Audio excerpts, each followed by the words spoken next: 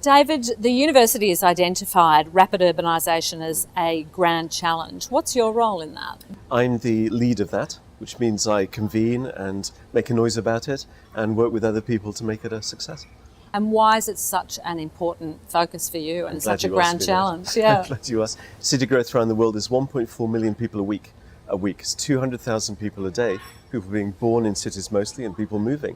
The world is changing. It's the defining shift of our times.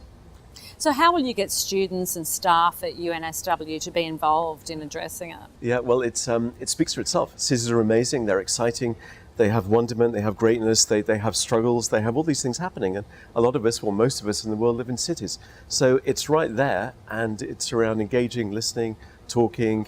Not much selling needed because it's such an extraordinary issue. In terms of UNSW's global strategy, how does it fit in with that? It fits perfectly. It's Australia's global university. This is a global phenomenon. Social impact, cities where we get the extremities of wealth and poverty, inclusion.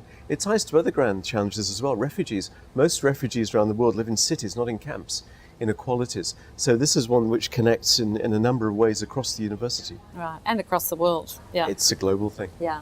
So what about this conference you're having, which is about resilience, urban resilience in the Asia Pacific? How did this come about? It came about a conference held 5 years ago in America with one of the partners, Harvard University. We're doing part two, so it's Harvard, it's UNSW, of course, and it's Arup, one of the world's biggest engineering firms, and Australian Red Cross, part of the Red Crescent movement, the world's biggest aid movement. So it's practice and it's research. How do we challenge the issues of climate change and disasters in a meaningful way in the Asia Pacific? Well, region is a big word, but in this part of the world.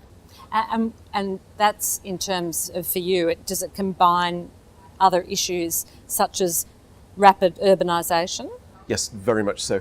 It is focusing mostly on the most vulnerable, but we're thinking about Pacific Islands, which are rapidly urbanizing. It's surprising to think that, but Solomon Islands or Fiji or you name it, growing very quickly in cities. And what does that mean and how do we manage them? Because there's a chance to get it right across the world.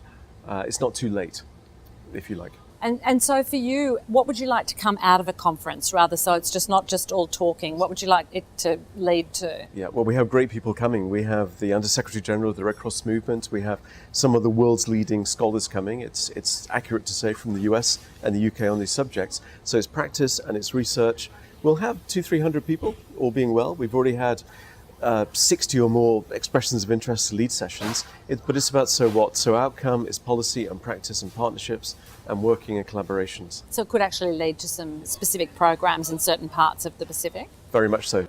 Well, thank you so much. It's fascinating. Thanks so much for your time. Thank you.